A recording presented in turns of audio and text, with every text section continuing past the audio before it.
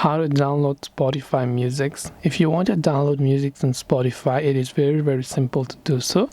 All you have to do is go ahead and then first of all make sure to launch the Spotify application, and this is the type of interface that you will see. Now from here what you have to do is basically, if you want to download something, right, like maybe it is a playlist or maybe it is a song, you go to a certain playlist and you can see the download icon right underneath the playlist. So you can see an arrow pointing downwards, that's just download icon, right?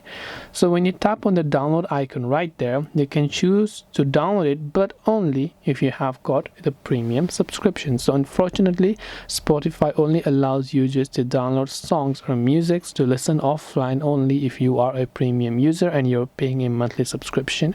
If you don't have that, if you're on a free account like me, unfortunately there is no solution. You cannot download music.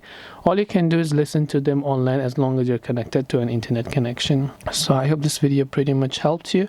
If you have got any further questions, feel free to leave them down in the comment section below. Thank you for watching and see you in the next video.